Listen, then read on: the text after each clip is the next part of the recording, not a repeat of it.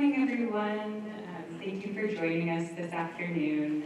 I'm Sophie Kerwin, Curatorial Assistant for Painting and Sculpture here at Clark, and it's my distinct pleasure to introduce today's speaker, Pat Berman.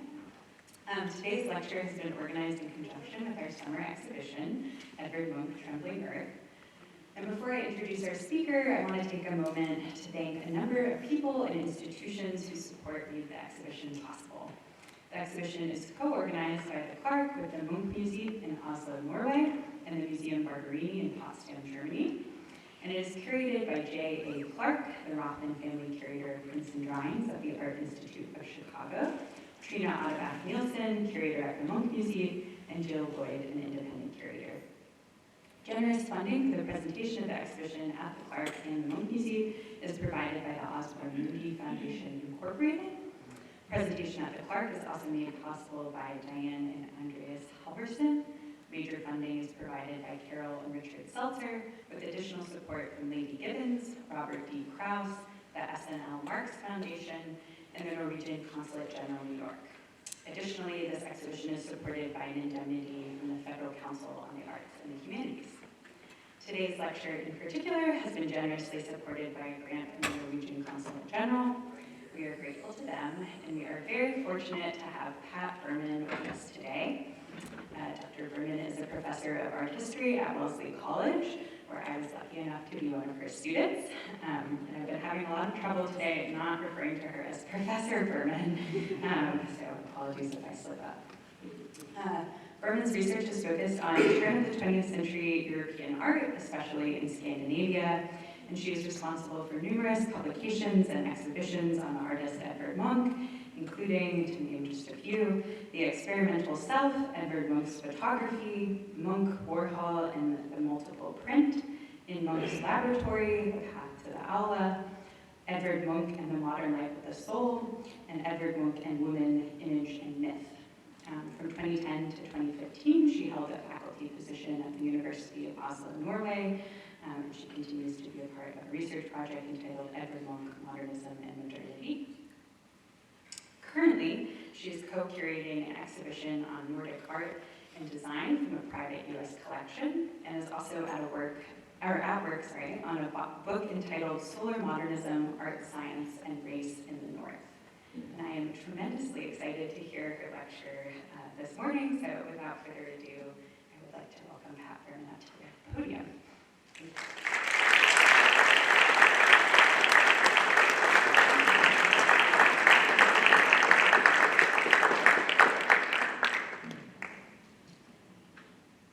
Thank you, Sophie Kerwin, for that really generous introduction. It's not often that I have the opportunity. I have nachas. It's not speaking Norwegian, I'm speaking Yiddish. I have such nachas to be able to see one of our students who's thriving so beautifully, doing such interesting work here at the Clark. So thank you for that. I also want to thank the curators of this exhibition. I had the distinct pleasure of being part of the initiating conversations here at the Clark some years ago with Jay Clark, Jill Lloyd, and Trina Adebach-Nielsen, when they were kind of first conceptualizing the show along with members of the Clark staff, and throwing ideas around a table, and to be able to be here and see how this show has really emerged and come together and come to being is really inspiring. So what I'm going to do is talk a little bit about the exhibition, and I'm going to be talking about issues and images that flow into and out of Munch's work. So I'm hopeful that by the end of this talk, which is a little under an hour, about 55 minutes, I'm hopeful, some of the works that look really familiar begin to look unfamiliar or appear new, I'm hoping, with a little bit of contextualization that may or may not make sense, we'll see. But I think that this exhibition brings forth some incredibly important and under-examined dimensions of the work of Edvard Munch.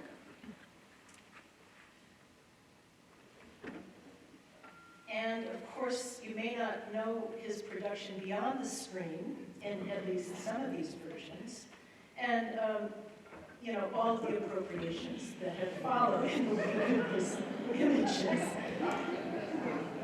I mean, up until recently, if you thought about Munch at all, you pictured a mentally unstable, solitary man whose creativity in his early years evaporated when he was treated for alcoholism and a nervous condition when he was in his mid-40s, and then settled into a happier outlook. His work is often interpreted in this way, as having a massive gulf in the middle of his life. His work is often interpreted as obsessive, spontaneous, and autobiographical in an unmediated way, obsessed by sex and death and fearful of women, rather than the result of deep and critical thought and very, very conscious technique. But I think this exhibition offers other perspectives, and in fact enables us to recognize continuities in his themes and a great passion for landscape as a motif throughout. And sometimes, by looking at well-known works through a different lens, they do transform. Summer Night's Dream, or The Voice, from 1893, which I'll be discussing in a little while, becomes a very different painting, I think, when you kind of refocalize from the body in the picture and from pure biography and the erotic content per se, and start thinking about the staging, the environment, the deep history of the environment as part of its story. Or The Scream in its lithographic version here at the Clark, in which the image, I think, in this exhibition is returned to the idea that Munch gave it in his writings, quote, "I felt a scream pierce all of nature," in which the body is no longer the center of our gaze, but we recognize a unity of form and a unity of environment that runs throughout this quirky work of art and this quirky body of all of Munch's production. I love that in this exhibition, the screen is small and embedded within a larger conversation. So, land and landscape in this exhibition are alive, assertive, and above all, colorful, as Munch transcribed it from his ways of seeing and thinking.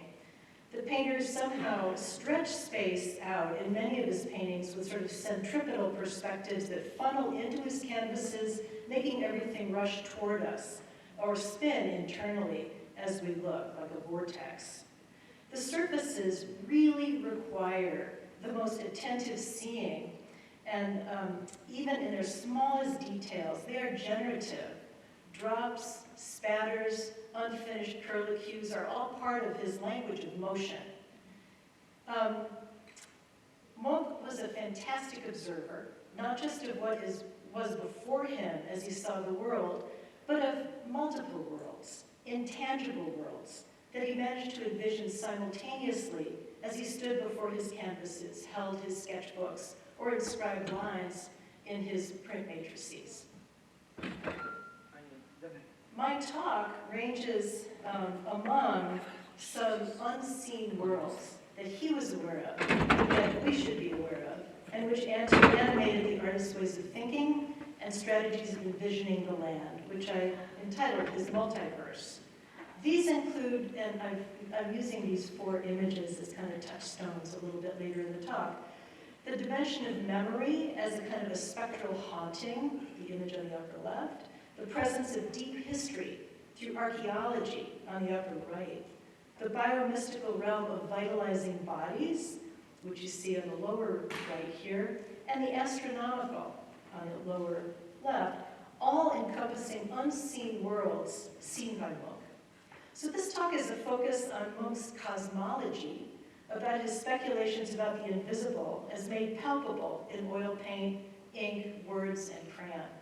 And I'll touch upon some of what is stated in this excellent exhibition catalog and the fantastic texts that accompany the exhibition, as well as the Clark's website, which is full of information. But I also want to discuss some unseen dimensions to Munch's landscape practices to see whether by the end these works do appear different to you as they do to me. Before going further, though, I think it's worth doing a little bit of grounding in the artist's life. Munch was born in 1863 in rural Norway, and he died in 1944 in Oslo, while Norway was under German Nazi occupation. And by the way, I should have stopped. Can everybody hear me well? All right, thank you. He was the son of a physician and an artistic homemaker, and as I'll discuss, his father's family included among Norway's most distinguished intellectuals. His family had little money.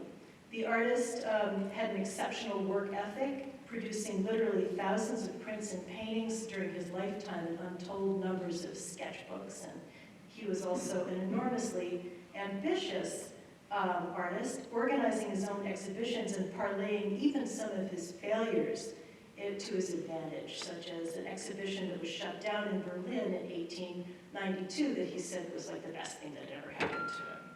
Nothing like bad press, didn't come to the press. He took up printmaking in the 1890s and became one of Europe's most esteemed printmakers. He developed a loyal following in Germany in the early 20th century, traveled widely, wrote reams of notes, literary sketches, correspondence, and he even wrote a play. He also completed several public mural commissions and was a photographer. He was both a man of images, therefore, and of words. His circles of friends and colleagues included doctors, philosophers, many writers, and natural scientists, among others. He had some love affairs, but never married, was loyal in his way to his sisters throughout his life, and he was an absolutely terrible housekeeper. By the 1920s, he'd become a Europe-wide sensation, and living in his home and studio called Eccles on the edge of Oslo. He worked until the very, very end of his life, around age 80. He's considered one of the leading members of the Symbolist generation of the 1890s, and a forerunner to and participant in European expressionism of the early 20th century. That said, Munch observed the world around him with great astuteness. At the same time, he imagined alternate worlds that interacted, intersected, and acted upon the visible and material worlds that he witnessed. And I want to consider some dimensions of what this artist claims to have seen, not with his eyes per se, but with the grasp of spaces beyond direct perception. A drawing included in this exhibition, that's kind of a keynote for the exhibition, gives its title to this exhibition and is kind of a roadmap for my talk as well. It's a leaf from a portfolio of drawings, prints, and texts that Munch assembled over many years entitled The Tree of Knowledge of Good and Evil, a reference, of course, to the Garden of Eden and all that proceeded from there. The page is entitled, and I'm showing it to you here, you can see it in the exhibition. The page is entitled at its top, The Human Being and the Three Centers of Power, in ochre crayon amidst waving blue lines. Below are three large dots, each surrounded by concentric circles, some of which are incomplete, and others that seem to be undulating at different registers or signatures or rhythms. Of the black circular form at the very bottom, black circular form at the bottom intersects with spiky black and orange horizontal lines that have the effect of a kind of a little mountain range, perhaps viewed as a distance, or perhaps viewed as a vertical slice, like a piece of stratigraphy. And to the left are 5 words. Etterstenged, trembling ether, or atmosphere. Yarn, or the brain, my Norwegian husband is like cringing in the audience, I think, right now. Yarn, meaning the brain. The third one down. Hjart, the heart or the emotions. And then below it, the word vilne, drives, in which Norwegian can mean sexual drives or other kinds of impulses. So at the top is the atmosphere. The 3 in the center involve the body and its urges. And at the very bottom is written Jordstenged, or the Trembling Earth. Munch writes about, of the 3 at the very top, the brain, the heart, and the drives as centers of power, but he illustrates 5, including the sky and the earth. And I spend this time to look carefully at this drawing because for me it synthesizes Munch's attempts at understanding the origins and operations of human life as part of and in reciprocal relationship with extra-human powers and with forces that are of and in nature. All of these zones interpenetrate.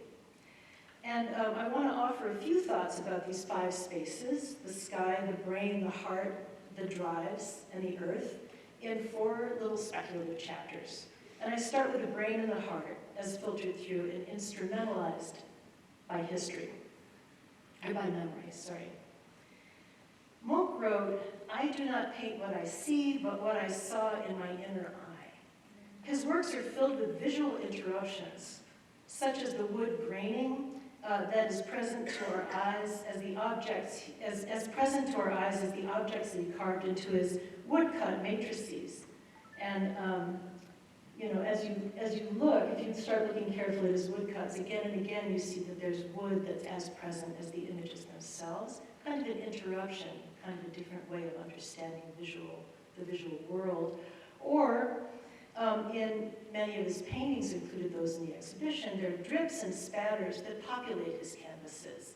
These are animating devices, and perhaps they were at first kind of mistakes, but because they became lifelong techniques that literally went against the grain of contemporary practice, they have to be seen as his technical language, the language of the intentional accident. His strategies of representation are such, mediating between, I think, the remembered and the observed. By interrupting the surface, he's interrupting our, and perhaps his, direct view of any one motif. The object that best articulates the struggle between the remembered and the observed is his sick child, painting for the mid-1880s, not in this exhibition, but that's replete with false starts and with overpaintings, and with literal canyons carved into the many layers of oil paint, and I hope that's apparent in the detail slide on the right. These, the scoring of the surface leaves literal scars on the canvas, the paint surface. Munch testified to his struggle to bring forth the memory of his dying sister, which is supposedly what this painting is about. She had succumbed to tuberculosis at the age of 15, about a decade earlier. But by staging models that could stand in for his sister, there was some way that he could observe directly and make the motif. But of course, memory is tricky, and stand-ins as memory devices are springboards but never recoverable as original memories. And Munch wrote, "When I saw the sick child for the first time, her pale face with vigorous red hair against a white pillow, it made an impression on me only to disappear as I worked. I painted a good picture on the canvas, but it was a different one. I repainted that picture many times over the years, scraped it off, let it dissolve into layers of paint." This exercise in physically present models posing like a tableau vivant brought forth the trouble with memory as an unstable and indistinct dimension to sight. Seeing backwards and seeing outwards simultaneously offers a productive collision for which the drips and streaks and scrapings and other detritus from the act of painting offer formal testimony in Munch's work. This is to say that even in his technique, I think he was very strategic about imagining what one can see and what one imagines somehow meeting and colliding on the surface of his works. Memory, in fact, was one of the animating forces that shaped many of Munch's landscape paintings and prints of the 1890s. A recurrent theme in his writings and in his art was a profoundly important love affair he shared with a slightly older woman when he was in his early 20s, Millie Taulov, the wife of a third cousin of Munch's, and the young artist had an affair in the summer of 1885. And it was in that summer that Munch and his family first rented a cottage in Bura, a town contiguous with the town of Åsgårdstrand, where he later rented and then bought a house, which is very present in this exhibition. The setting for many of Munch's memories of erotic encounter with this woman are the Bora Woods, a popular meeting place for locals and tourists in the 19th century, as it is today, and accessible to Åsgårdstrand along a waterside wooded path. As Munch wrote and quoted here in the exhibition, the undulating shoreline in and near Åsgårdstrand was a leitmotif throughout his work. It was the subject of easel paintings and prints of the 1890s, as well as a generating point for mural projects for a German private collector in 1904, murals for a Berlin theater in 1906 to 7, And in the 1920s, images from Åsgårdstrand and Mora were painted onto the walls of the Freia chocolate factory in Oslo. Bet you didn't know they painted a chocolate factory. So this place, this space, these woods, this water, was an ongoing place of direct experience, haunted by memory, a landscape that he says was always alive, always changing for him, always haunted by this woman. The artist recollected in his later notebooks the sense of almost mystical bodily experience when he first shared a kiss with Millie Talo in the woods, and his paintings and drawings are attempts at this kind of active recollection. It's this memory translated into written words and into paint that forms the mise en scène for Summer Night's Dream, the painting that you see on the screen. This painting from 1893 that hangs in the current exhibition. And to its right, the landscape arena in the painting on the left is revisited in Moonlight, the painting that hangs next to the Voice, Summer Night's Dream, in the Clark exhibition. Remarkable to see these paintings hanging together. Among the many notable things about these paintings is the pink shoreline that may read as Flesh Lake, as well as the ways in which the blue pigment that is supposedly representing the sky is inconsistent among the trees that punctuate the canvases, rendering the background into weird individual pockets of color rather than a sense of continuous landscape if you look carefully. In other words, the deliberate optical interruptions of continuity act as kind of corollaries to the strange ways, I think, in which memory transmutes past experience and interrupts the present. The Norwegian art historian Maybrit Gulleng has written beautifully about the phenomenon of re-remembering and the act of memory as both gathering and distancing experience and sensation in the mind of the thinker. Munch's memories of that decisive love affair haunted him for years and served as a kind of a rich storehouse for his motifs of yearning, loss, and anguish. And I think about this constant haunting of place with the memory of visceral experience as part of Munch's Multiverse, in which his paintings call forth memory and lost time, while also observing so keenly the physical features of place, the colors of rocks and sand and gravel, the darkness of tree limbs silhouetted. The rippling water interrupting the moon's reflection on the surface of the fjord are repeatedly rendered in thick paint, outlined into these compressed shapes, and I've kind of made these detail slides of the reflection here. And we can all witness this phenomenon, as the photograph on the left I took while I was in Norway this summer. We can all see this. But to consider the rippling effect of a reflection as a solid core motif, as a kind of an icon, materializes the ephemeral.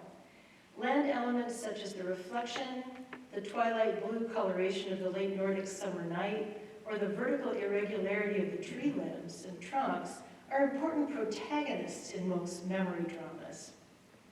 In Summer Night's Dream, two rocks that are the only features on the shoreline are also, of course, suggestive of eyes, one of the many anthropomorphic or abstracted forms that suggest other forms, narrative devices, that run throughout Munch's paintings. And what I find interesting about this painting, and I invite you to look after the talk and why I think of this as a kind of a haunting, is the fact that the watery reflection, the sand, these eyeballs, and even the boat in the distance in the painting, are all rendered in thicker paint with greater solidity than the face of the woman.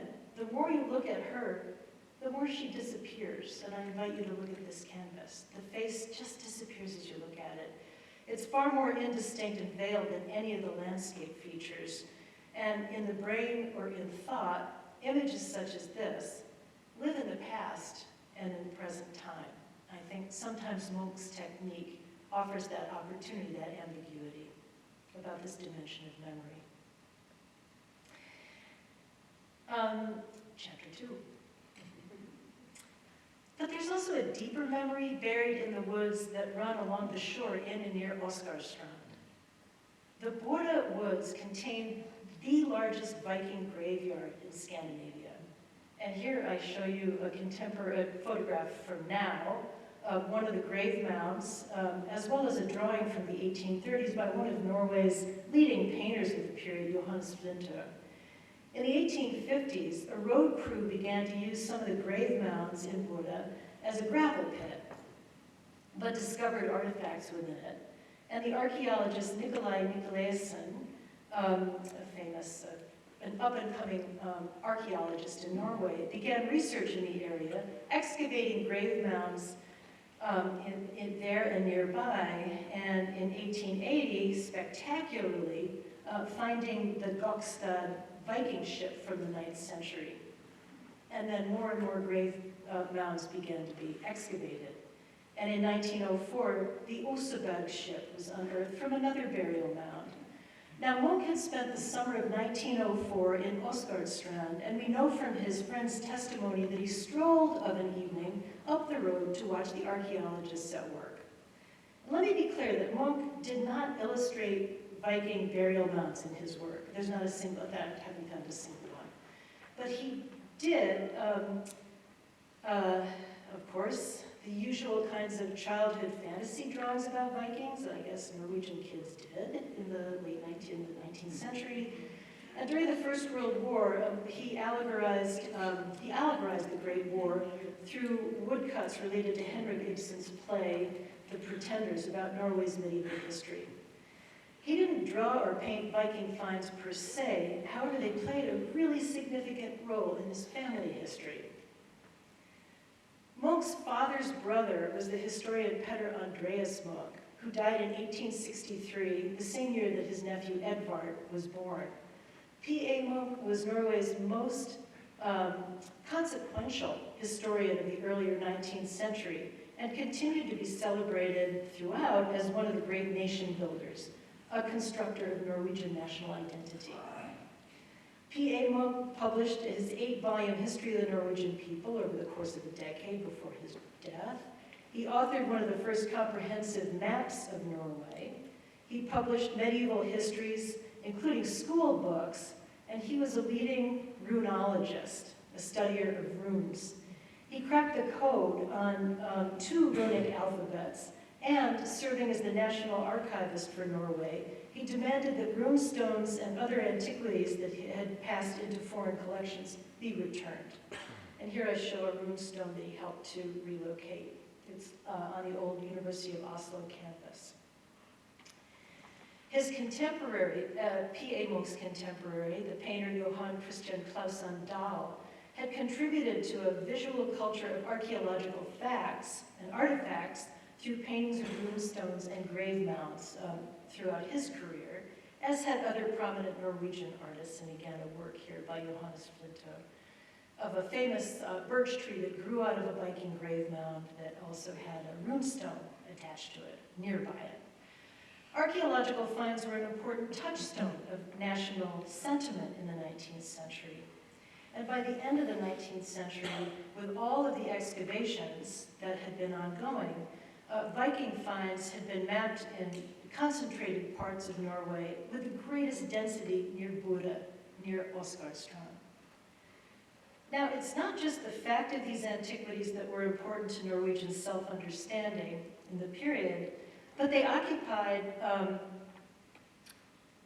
but the very ground they occupied was understood to be literally animated by these buried treasures, alive, understood to be invested with history. The national preservation movement had been founded in the 1840s, 2 decades before our Munch's birth, in part through the efforts of the painters Dahl and Farnley, through his uncle Peter Andreas Munch and the archaeologist Nikolai Nikolaisen. Within that community, and slipping into newspaper debates, was the question of whether artifacts should be excavated and transported to museums, such as the modern Viking ship museum that you see on the left in Oslo, or whether they should remain in the ground, animating the land with its deep history, making meaning out of the land in the way that nothing else could.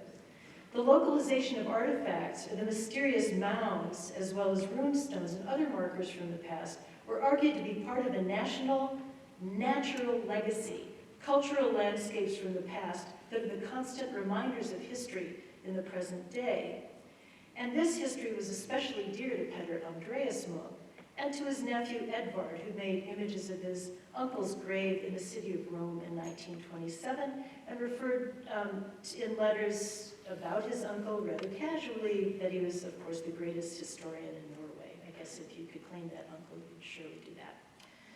So I'm not suggesting that the many paintings of the shoreline as a site in Munch's corpus or the woodland areas near the shore pictured in his paintings and prints are about deep history, but subterranean history is there.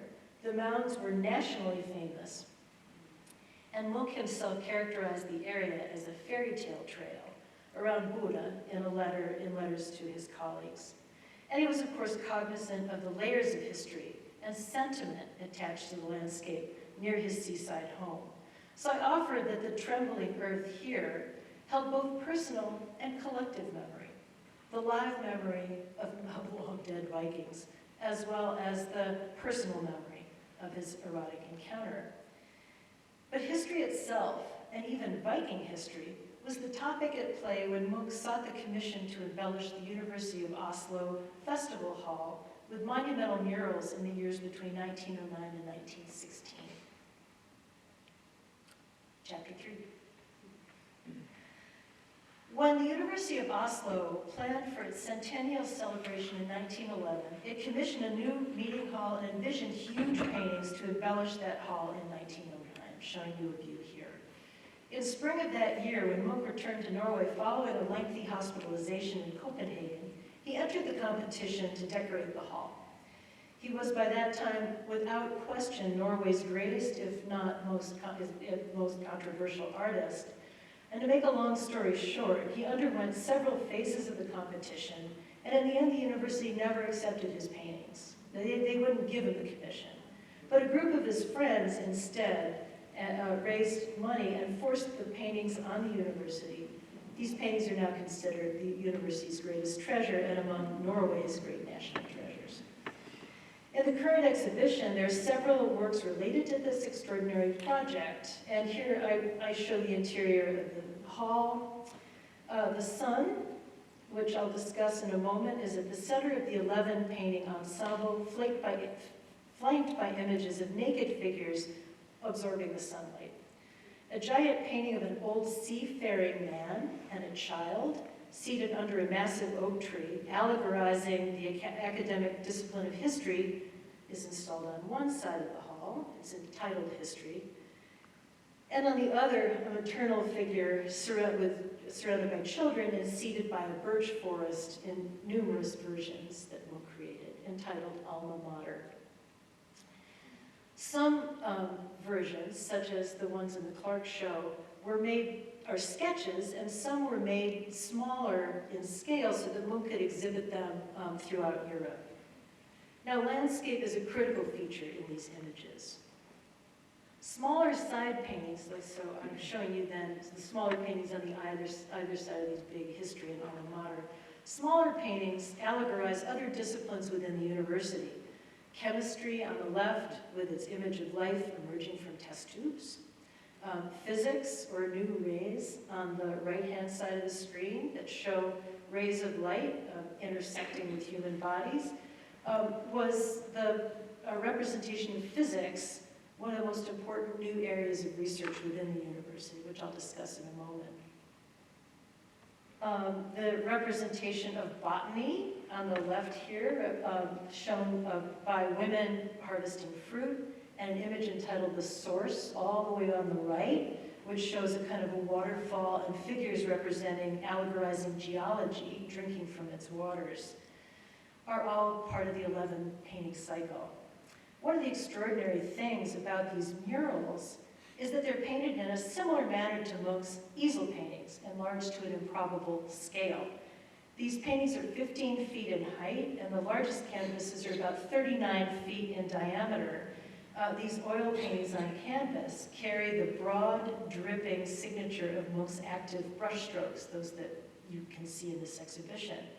And they include what seem to be mistakes or pentimenti or overpainting, such as the face of this woman here, a detail of a seated figure of a woman reaching toward the sun, in which her face disappears entirely into a big mess of lines. And there are various other physical marks of rapid execution, or perhaps inattention, such as very, very diluted oil paint that sort of drips down the surface of the canvases.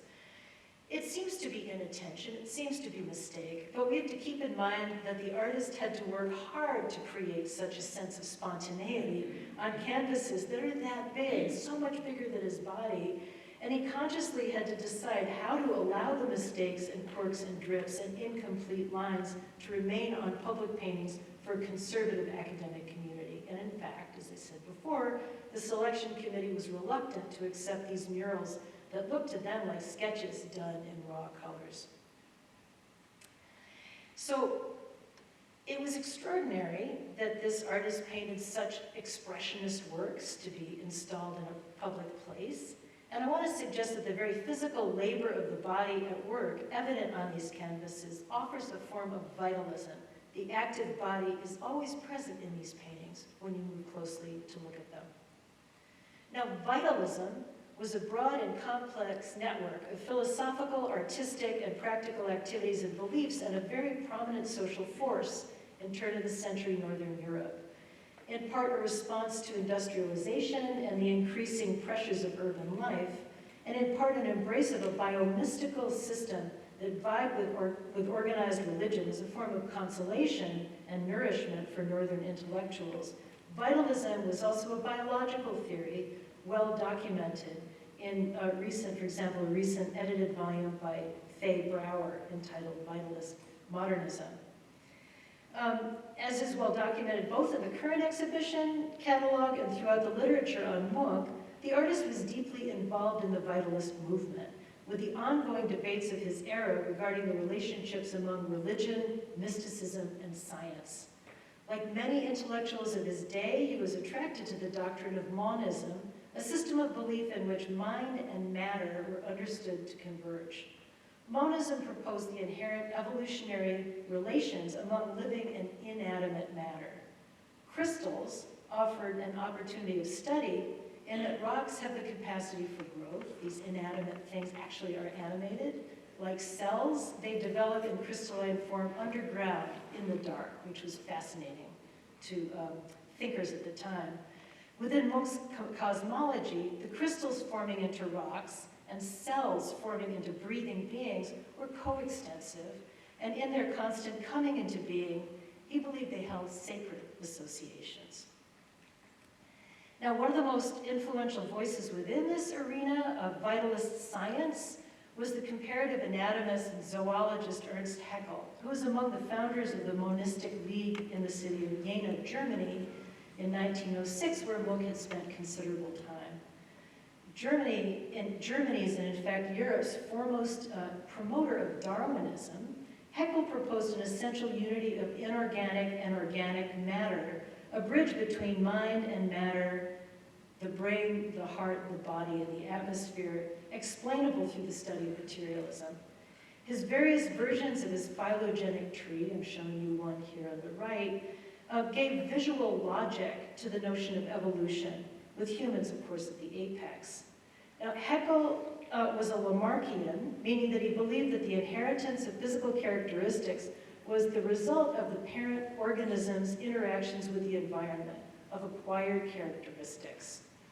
And I'm going to return to that in a minute and look at, and this was where Munch was operating in terms of his notion of all of this interrelatedness. But I have a little sidetrack, because before I leave Heckel, I have to say that he was also a social Darwinist and a promoter of hierarchical race science, a dimension of his work that does not seem to be mirrored in Munch's speculations. Lamarckian bodily perfection through engagement with the soil is, of course, central to fascist theory. And as I speak, I want to be really careful not to implicate Munch or his work directly in that arena. But it's worth remembering that Nordic archaeology and the myths of generative northern land and the perfectible Nordic body were central tropes of Nazi propaganda and were used as such following this period. I wanted to bring this forward in case anyone in the audience connected this rhetoric of body and land to the later fascist project. And I'm about to speak about Norwegian nationalism, and I want to be clear that the nationalisms of Norway and other Nordic countries in the 19th century were related to social democracy at that time and not to the kinds of scurrilous enemy formation and violence that we consider now when we hear the word nationalism. That said, these ideas, Heckel's ideas, of the interrelatedness of the inorganic and the organic, and of the tangible ways in which the physical environment and creature bodies act on one another, shaped Munch's cosmology. In 1929, this is much after he painted these murals, Munch wrote in his journals, "Wow, today I heard a lecture on the radio about light waves and matter." I wish I had his accent. The lecturer pointed out that the latest conclusions, the drift of which was that light consists of waves and is therefore also matter. Well, this is exactly what I wrote in my diary 20 or 30 years ago. I wrote that everything is in motion and that the fire of life may be found even in a stone. End of quote. So in his writings, he provided this explanation for his university. In his writings, he provided this explanation for his university paintings as allegories of the sciences. I'm showing you two versions of this mural entitled New Rays. New Rays, it's like a little poem, is overflowing with light. It travels into the bodies, in and out of the crystal. The painting called crystallization. There is light, it travels like X-rays, primitive light, the ventricle of the heart.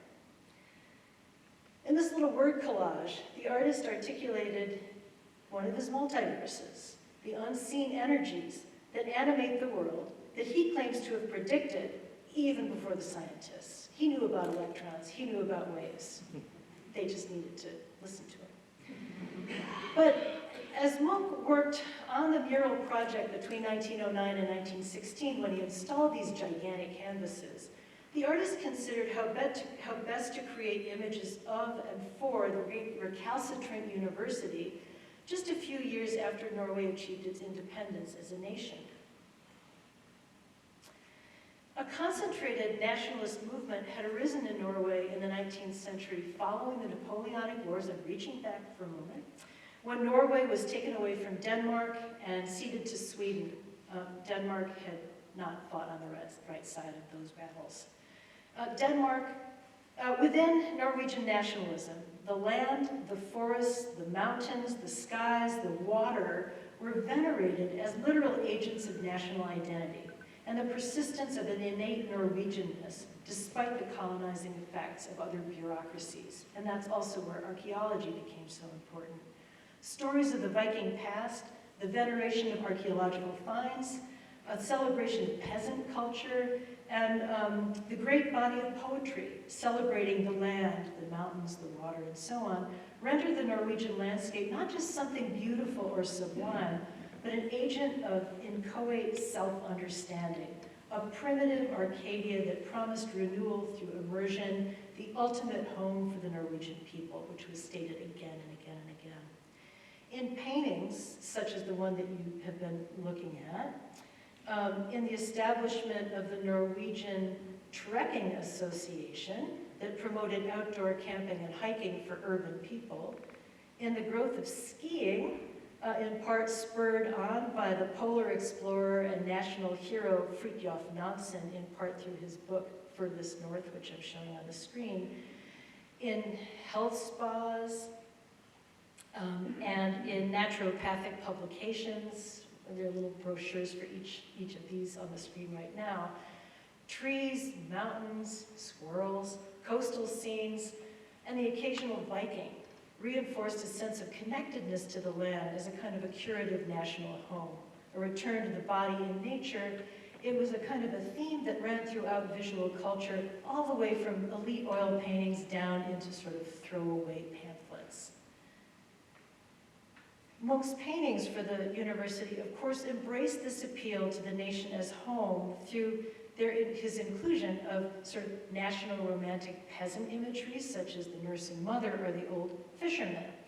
In fact, the mural entitled History that you see here it represents a working man, a fisherman, but it also has a backstory.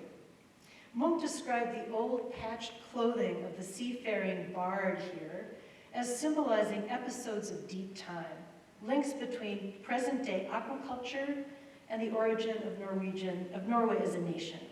His writing transforms this seated figure, with his eyes closed, into a medieval warrior, recounting Norway's most famous battles of Hafrsfjord that resulted in Norway's unification in the 9th century, and at Stiklestad in the 11th century, in which King Olav II was killed, later to become Saint Olav. I quote Munch. "What," he wrote, in the voice of the old man, "what does wearing old clothing mean? See the red patch on my knee? I was out on the yard arm, battling the sails, closing my eyes and imagining blood covering the deck, the dying and others battling and falling down, arrows cutting through the air, spears glistening. On my knees I lay bleeding. It was at Hafrsfjord. I lay against a rock, blood pouring from my chest, my men battling around me. I lost consciousness. A golden crown placed upon my head, foaming with blood in the morning sun. A bloody crown at Stiklestad." He wrote, "I see the past, I can glimpse the future." In his notebooks, Munch describes the old seafaring man sort of again and again, even his body as itself somehow transhistorical, living in past and present time. He wrote, "Just as the massive tree has its roots in the earth, the patches of the old man's clothing are like clumps of lichen, the earth's crumbling roots, all beating as if in perfect harmony with the layers of fissured rocks created over millennia." End of quote. Deep memory, whether visible to us or not, is embedded in this painting and in its meaning, and in his way of selling it to the university. The monumental image of the sun radiating light and energy into the recognizable rocky coast of southern Norway and sending the light rays across into adjacent paintings irradiates and energizes all the nearby painted figures. Throughout the nearly 170 large and small paintings associated with this project over about 7 years, as well as the numerous drawings and allied graphic works, such as the drawing on the left or the lithograph that's in the exhibition you see on the right, Munch pictured bodies and topographic features in such a state of interaction, of human, lapidary, and botanical interaction, all present in past time, all intersecting in the sciences. One of the shared aesthetics within Vitalist painting is the representation of bodies that are transluminated by the visible color spectrum. And this is something you can see in a lot of the paintings in just about the last gallery of the exhibition, of all of the colors of the visible spectrum shaping the bodies that he painted. The Danish painter Jens Ferdinand Wilhelmsen, among many other painters across the Nordic countries, explored this aesthetic of the body, the language of the body that is the receptacle of light itself. The configuration of kind of Lamarckian images in the form of all through the festival hall, with bodies transformed by light, was actually entirely familiar to any participants in the open-air exercise or outdoor swimming or sunbathing movements that were a part of daily life, practical life, in Norway at the time, the turn of the century, practical vitalism in the north.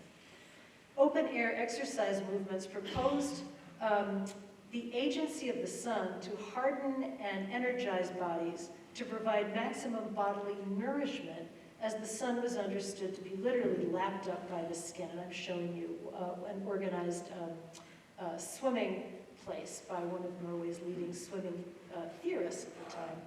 Swimming, particularly in the bracing waters of Northern Europe, was prescribed both by physicians and naturopaths as a means of curing lassitude and a number of forms of illnesses, including sexual dysfunction. Munch both observed these medicinal and recreational activities, as for example in the town of Åsgårdstrand, where he had purchased a house. This town had grown as a tourist and bathing destination in the 19th century, and I'm showing you both a postcard and a painting by Munch of one of the bathing houses. In the summer of 1904, the artist had gathered a group of male friends in Åsgårdstrand for a health vacation. As he reported, he was exhausted, he wanted them around, and he made them exercise every morning and eat a restricted and healthful diet. Must have been hell on wheels. He made them toss rocks, for example, at 6 in the morning.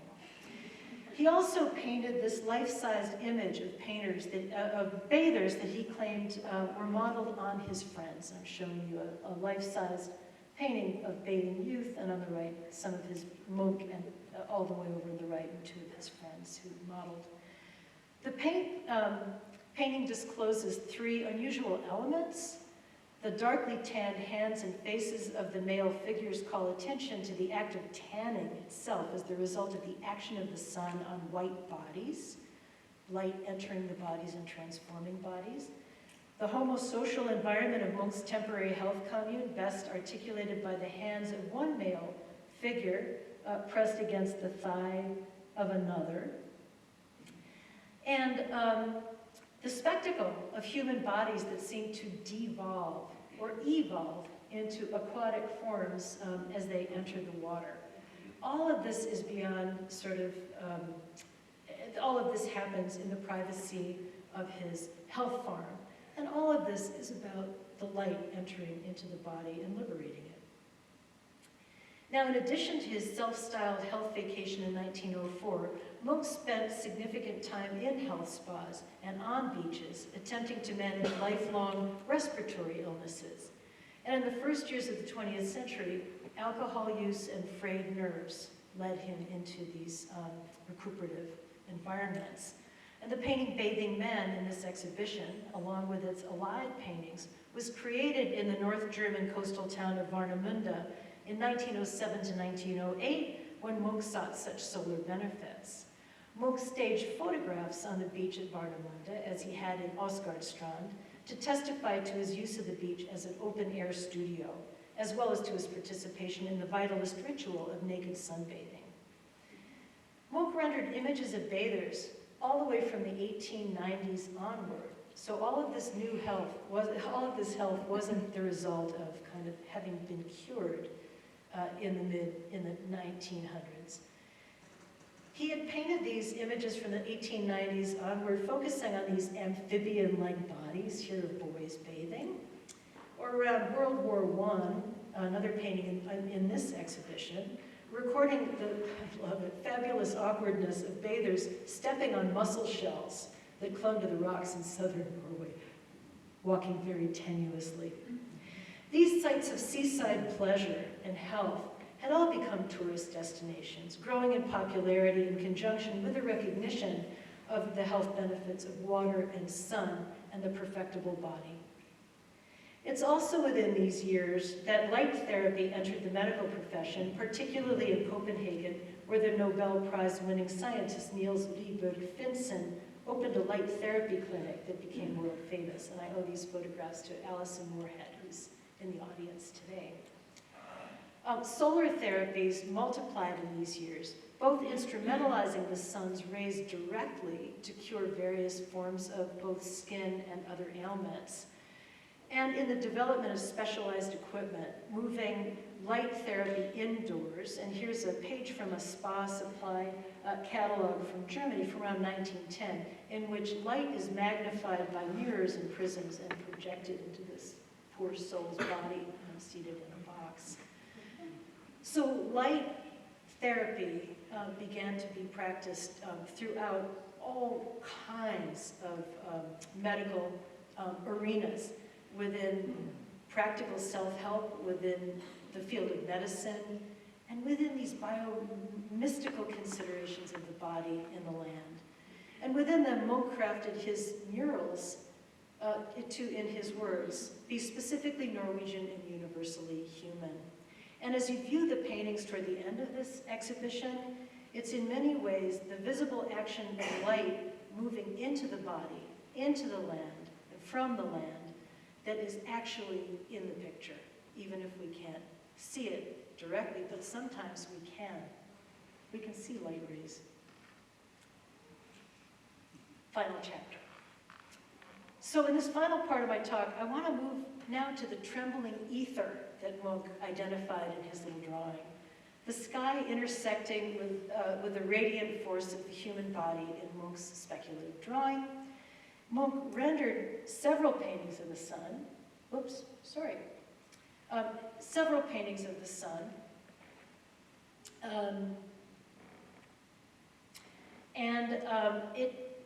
A task that requires both observation and invention, because when you look at the sun directly, you can't paint it. So his paintings enable one to look directly at the sun and to visualize it as a body, because he used oil paint instead of light, transforming light into substance.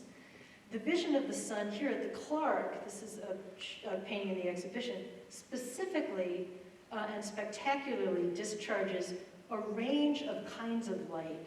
There are linear forms suggestive of, expansive directionality. There are these little tiny dots that are maybe suggestive of, as Munch said, he had invented particle physics. And, but also, there are these unusual, I'm sorry, I took a detailed photograph using my iPhone, and it just doesn't do justice to the painting, but you can also see these expansive kind of blobs, organic forms suggested, in fact, of ectoplasm, energy transformed into physical bodies. Now, the contemporary historian of science, Robert Grain, has written extensively about how the notion of ectoplasm, kind of a slimy medium, that was both the analogy of and materialization of radiant energies, was a widespread topic in both scientific and psychical investigation. And he has written about how Munch, as well as Munch's colleague, the Swedish playwright August Strindberg, had been fascinated by this materialized gloppy substance in the 1890s. Within psychical research and captured in spirit photography of the late 19th century, ectoplasmic projections are said to be materializations of subconscious emanations from the body. And while we may look at some of these now as kitschy remnants of a sort of an innocent Victorian age, we have to remember that scientists and psychic researchers were very much intertwined in the late 19th century and early 20th centuries, that they borrowed from one another and they worked very much in the same arenas in trying to investigate the idea of the original, of the invisible. And I have to say Alison Moorhead, I'll say her name again, who's seated here, has written eloquently about the overlap of what we see as science and what we see as pseudoscience today. Munch articulated his speculations about energy fields, about psychic energies, about radiant light, telepathy, and other areas of psychical phenomena from early in his career. And as I noted earlier, he probed the ways in which memory could be present as a kind of overlay or undergirding of the material present as one dimension of his approach to the invisible. And in this exhibition, the motif separation embodies another dimension, another kind of psychic dimension, of which he later discussed as emotions and drives operating as invisible wires, as telepathy, that within spiritistic dimensions of telepathy, a person can connect with or even control another person. The hair of the female figure in the painted and graphic versions of separation, the painted version on the scene, connect the two figures like a delicately flowing wire or waveform via hair. In this exhibition, as the exhibition makes explicit, the tendrils of the human connection also extend to the foliage in which the figures are embedded. Such radiant forces and invisible drives are worked around and through in numerous speculative images by Munch, but before moving on to another image, I did want to point out a detail that many people miss in viewing this painting separation, which is the gold paint that Munch used to highlight the hair and contours of the female figure. Recent work by art conservators has shown that the artist used varnish and other media to create strategic radiant sheens in some areas of his paintings. This effect is now lost or diminished over time with material degradation.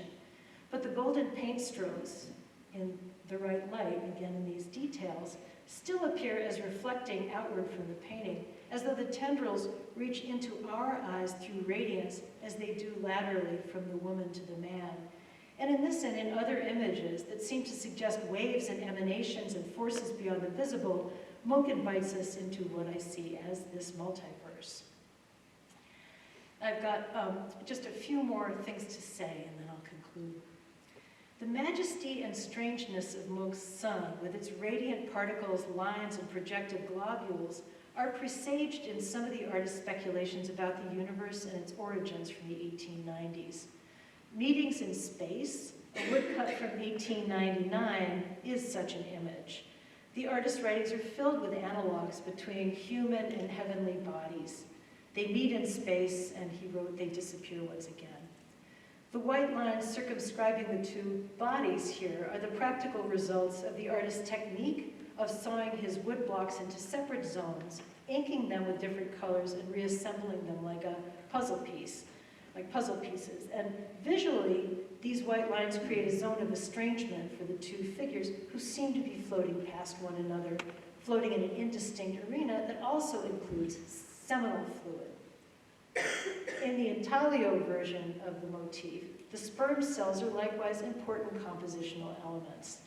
So are we viewing outer space or the intimacy of fertilization? In much of Munch's reflections, the two areas are, in fact, one. He wrote, there are worlds within. There's an interchangeability between the bodily operations and larger cosmic energies cited repeatedly in Munch's writings, in which blood, crystals, waves of energy, stars, light, color, germinating plants, everything is interconnected, everything is in motion. The earth, a colleague remembers him as stating, the earth has thoughts and a will. The clouds are its breath, the storms its heavy exhalations, the glowing lava its shimmering blood. Why shouldn't the sun also have a will in which it sends its wealth out into space? Everything has life and will and motion, rocks and crystals, just like the planets. And of course, such a painting as Meeting in Space in this exhibition attempts at such a reconciliation. The figures, the atmosphere, the crystal, to consider taking a look at that. Now, several of us who have combed Munch's own book collection have been fascinated by this book called A New Universe, established by the invention of the kinematograph and by comparative astroembryology by K.G. Dobler, the cover of which seems to illustrate the vastness of space alive with seminal fluid, an image that certainly bears comparison with Munch's prints. The book is largely a technical tome about the study of meteors, the final chapter of which creates the analogy between the birth of stars and planets and the development of a zygote. Analogies and entanglements between the biological and astronomical that are proposed in this book were widespread within the scientific community, though, this idea of physics, physicists, astronomers, and psychics kind of working together, as well as in the work of artists such as the comparison, as well as in artists' works such as that by Odilon Verdon, visionary artists. The idea of a cosmic womb is in no way new and inhabits writings about the universe throughout ancient Hindu cosmology, and was also adapted by scientific researchers around 1900, including the Irish scientist Edward Fournier d'Alba, whose 1908 publication, A New Light on Immortality, probed the place and meaning of life in the, I'm just showing you a headline from the New York Times, trying to demonstrate that the universe was a big womb and the shooting stars were alive. In the visual arts, Munch's generation, of course, attempted to represent unseen realities in various ways, proposed by science and philosophy, or including the Swedish painter Hilma af Klint, through alternate pathways of communication to the beyond. But Munch, however, insistently invested his speculative cosmos into the material available to be seen in the immediate sensorial world, in bodies and trees and water and soil and rocks. As this exhibition demonstrates, the artist did not stray far from the material of nature, but for him it was all intersecting in time and the unseen.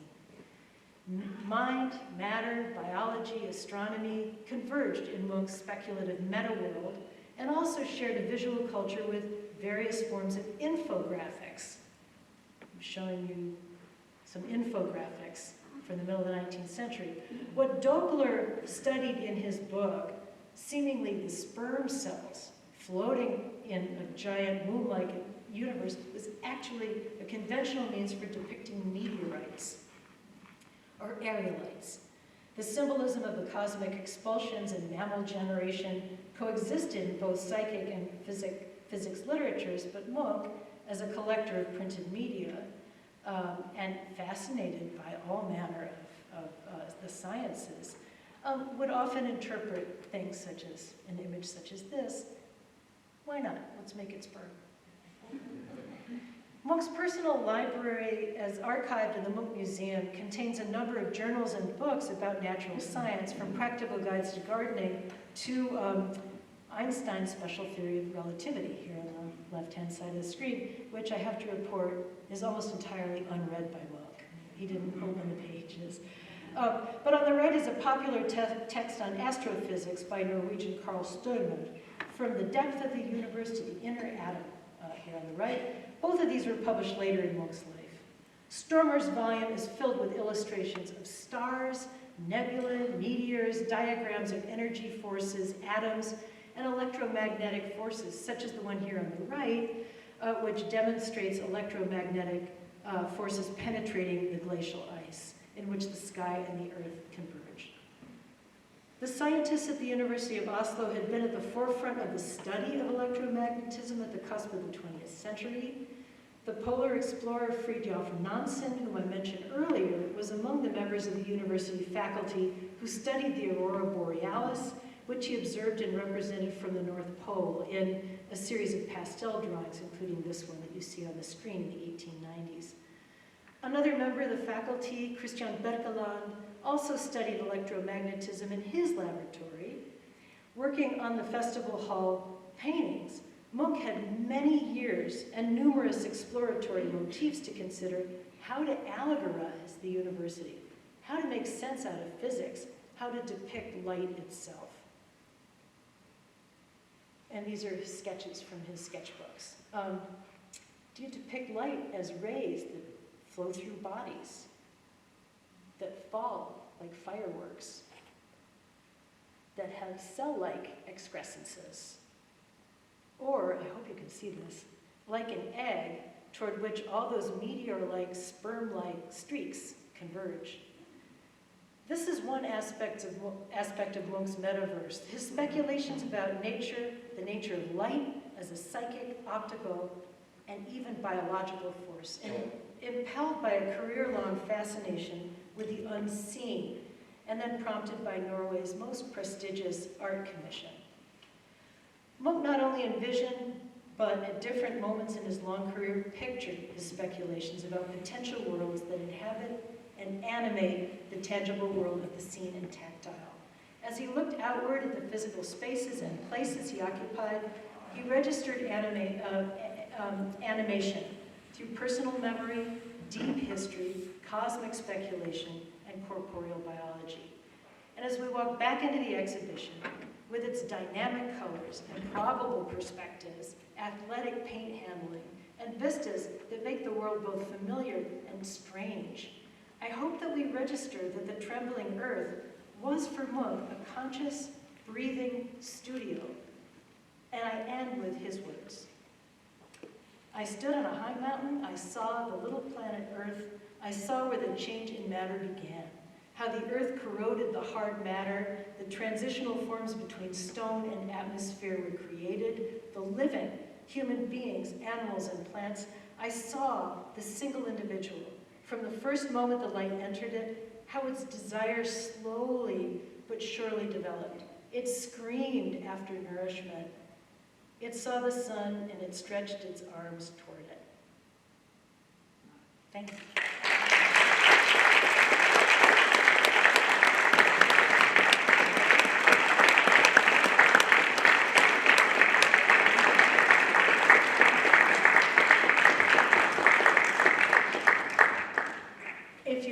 presentations. I'm very happy that I would love to get feedback. Happy to answer questions, hear any comments you might have. I think we have a microphone that can be passed around if someone has a comment.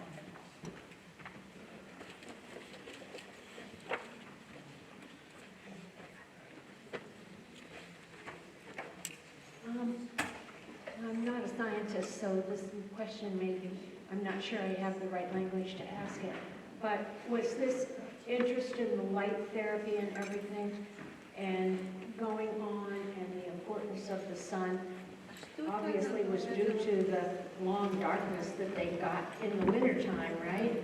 And so they became more obsessed with what the sun does for you, or was there a scientific basis for light therapy, like a lack of vitamin D3 that had been published and that people were aware of? And I didn't know whether the publicity of having sperm under the microscope so that people actually knew what it looked like, or is this your 21st century language in describing it, or was that available to the people at the time? Those are great questions. And the first was, I mean, yes, in Northern Europe, in the summer when the sun's out, you want to be there. And the sun, of course, is something, you know, now that we know today, if you use plenty of sunscreen, you need that vitamin D. But it was, but light therapy was actually used for a whole host of other problems. And in fact, this Danish researcher who started publishing Up a Storm in the 1890s was resolving what was called topical tuberculosis at the time, were horrible skin lesions, that he recognized that some colors of light, while directly projected onto the skin, reversed the lesions. So that's where this sort of began. And because he was so successful in his research, which began as a kind of an accident, is how a lot of medical research begins, he was given the money to start a clinic, and then that clinic became enormously famous all through Europe. And in fact, he received a Nobel Prize for his research in around 1903. So that was really a new medical, this became a new medical arena. There were others that were researching the sun, always have. I mean, it goes back into ancient practices worldwide. But so that was one thing. This was kind of a new recognition, particularly in the Nordic countries, that solar therapy was kind of claimed as their medicine. So yes and no, it's the northern summers, but it was really, I think, coming out of a different place. And then the second, the representation of spermatozoa, it's not my 21st century looking back at it. They were seen early in microscopic photography, these little guys. So, and so they're represented in various ways, both in the scientific literature, but of course, it's like, what a great arena of speculation as a graphic artist or a visual artist in any way.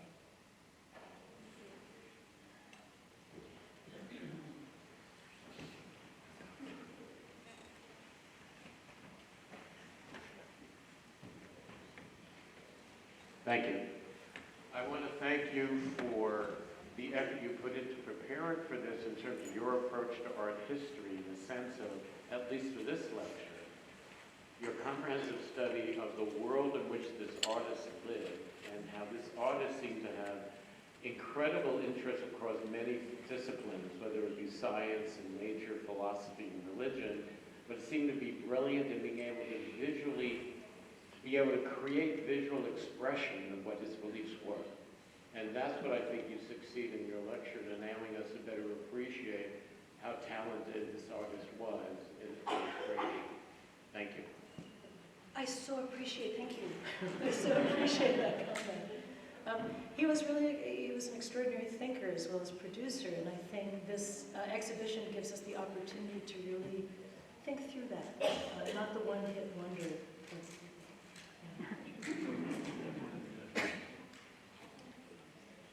Any other comments or questions or suggestions? I'm working on a book that some of this is in, so any corrections anyone has, you don't have to say them out loud now, but you can come find me. I could really benefit from your knowledge. Hello. Well, thank you for this conference. It's funny because I think it completes really well. I went to the Munch exhibition in Orsay, which was called A Poem of Love, Life and Death. Yeah. And it's really interesting how they focused more on the literarian way of seeing Munch,